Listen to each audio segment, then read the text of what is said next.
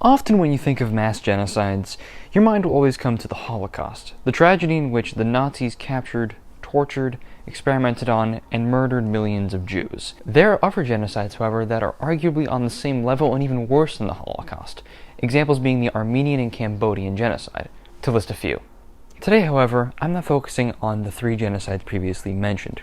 There is a genocide that is often overlooked, not taught in American schools, and has a very large amount of people who claim and believe the event wasn't a genocide or even ever happened. The event in question was the mass starvation of millions of Ukrainians, Holodomor. Now before I begin, I know you're probably asking how to pronounce the word Holodomor. Here it is, Holodomor. These three words, combine them and you get the pronunciation of Holodomor, which translated from Ukrainian to English simply means famine.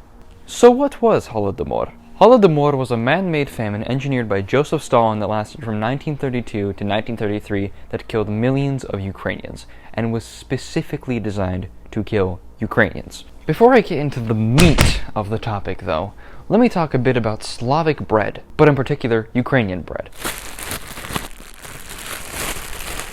This is of course not Ukrainian bread, this is Lithuanian bread, but it's a good example of what Slavic bread is, sort of. You see, bread is a staple in Ukraine. Why?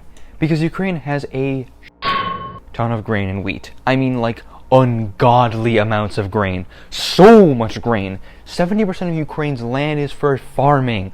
This is because around 60% of the farmland in Ukraine is made up of black soil, or in Ukrainian, cherronozem, which has, to quote, a high percentage of humus or broken down plant material, up to 15% in some cases, and essential plant nutrients such as phosphoric acid, phosphorus, and ammonia. You get the picture. Ukraine has tons of grain, equals bread becomes a common food. Boom, that's why it is called the bread basket of Europe. Right, Holodomor, how did it begin and what happened? A bit of a background first, however. On the 25th of October 1917, Bolsheviks forced a coup in then-Russian capital Petrograd, now modern-day St. Petersburg. This would mark the start of the Russian Revolution that would eventually lead to the overthrow of the Russian monarchy and the creation of the Soviet Union as we know it, as well as the eventual leadership of Joseph Stalin in the 1920s. Briefly between 1917 and 1921, Ukraine was actually an independent country and was doing pretty well, but then it was taken over by the Red Army, and you can guess where that went. Communism. Lenin wrote to a Red Army commander in 1918 for his desires for Ukraine, saying, "For God's sake, use all energy and all revolutionary measures to send grain, and more grain. Otherwise, Petrograd may starve to death. Collect and store." Now, as the idea of communism rose in the Soviet Union, another idea known as collectivism rose as well, sort of what Lenin was doing. It rose to prominence in the late 1920s and was essentially this, to quote the Internet Encyclopedia of Ukraine, the transformation of agriculture from private capitalist to collective socialist production.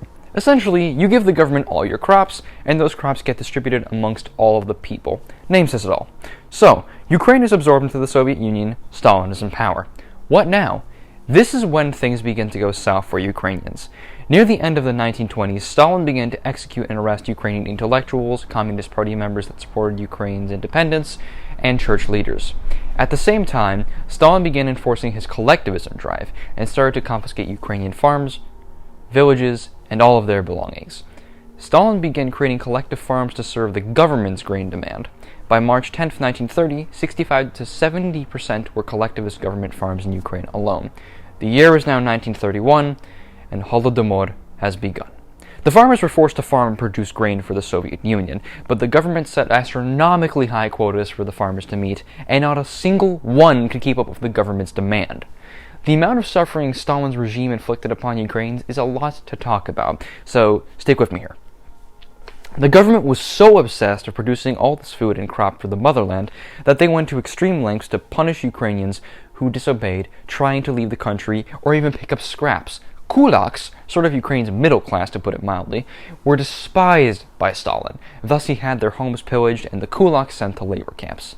If peasants tried to leave their villages or the country entirely in search of better life or food, they'd be caught and sent back into their respective homes. When Ukrainian communists requested Stalin for a reduction of the grain quota, Stalin raised the quota and reduced available seeds for the farmers. So, I don't know what Stalin was trying to do, because he wanted grain to make bread for his army, but he was just reducing the grain? Who knows why? Historians have never been able to find any actual evidence that Stalin ordered the starving of Ukrainians. However, with the evidence I just listed, it has been assumed and largely accepted that it was intentional. Because of Stalin's actions, there began to be a lack of food, and a lack so vast that it would end up being one of the worst famines of all time. The high grain quota, punishment, and reduction of farming equipment all piled up for a drastic lack of food in Ukraine.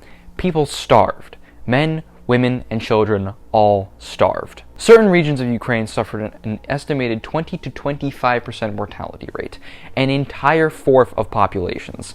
The estimated death toll is often disputed, but the number that is often agreed is 7 million people in Ukraine alone, with 10 million in total across the entirety of the USSR. It was an absolutely horrifying and petrifying time for Ukrainians, and my grandparents and great-grandparents were alive to experience it. I have very little that I can tell you, other than what I remember. This famine, man-made famine, began. She was a 10-year-old girl. She remembers seeing dead bodies in the streets of Kyiv, and what happens to starved bodies after a while is their bodies bloat. So imagine, you're 10 years old and this is what you see in a major city. It's a city that existed before Moscow was even a thought. The other memory that I have, exactly what she told me, was how her mother and father, my grandfather and grandmother, your great-grandmother and great-grandfather, would have to forage in the forests to find anything that could be eaten. Anything meaning, what would you find in the forest? Berries, mushrooms, roots, certain roots, and they would make what they could out of it. That's it's a lot for a 10-year-old to experience. Only a few dozen countries actually recognize Holodomor, either as a genocide or a criminal act. None of these countries being Russia, I should point out. The Russian government's official stance on the genocide today is that it was not an ethnic genocide, and it was the former Soviet Union's fault for it happening. While a lot of countries and organizations recognize that an event happened, some people and countries initially tried to claim that absolutely nothing at all was happening in Ukraine. The New York Times had a reporter named Walter Duranty, who it seems was sympathetic to the communist movement and denied that Ukraine was going through this famine. Estimates, they range 5, 6, 7, 8, 9, 10, 11 million people starved to death. Walter Duranty was, in fact, a New York Times reporter who was famously known for writing, "Conditions are bad, but there is no famine," about the situation in Ukraine, which, as you can guess, was the opposite, of course. He also attempted to discredit Gareth Jones' journalism and photos regarding the famine. Jones was the polar opposite of Duranty. He was the good guy, and one of the only Western journalists that attempted to expose the Soviet government's man-made genocide. Did you know this guy won a Pulitzer Prize? Oh, you thought I was talking about Jones?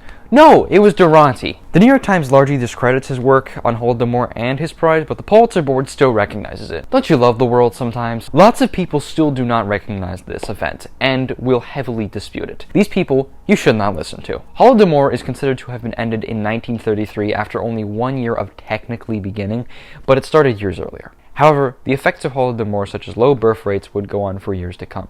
Thankfully, a substantial amount of world leaders and countries, as stated earlier, recognize this event and hopefully learn from it to ensure it never happens again. To conclude this vast and quite expansive topic, ultimately, I want to give a shout out to my good old Ukraine. For such a vast part of its history, it suffered not having independence for many years until a recent decade. And even now, it's threatened by Russia, the Donetsk People's Republic, and the Luhansk People's Republic. Despite all of this, however, Ukrainians have always had an averse amount of strength and courage throughout these tragedies, and that should be recognized. I would personally suggest looking into the Chernobyl incident, the Donbass War, Holodomor, as I've just talked about, and Euromaidan, if you're interested in other major aspects of Ukrainian history. And please do, because these are topics that should not be forgotten about and are all too rarely talked about in the media.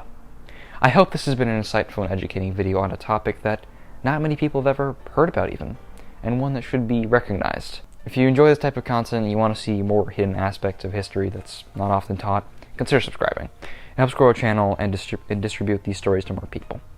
Thank you for taking time to watch this video, and have a good day. Remember to love those that you care about.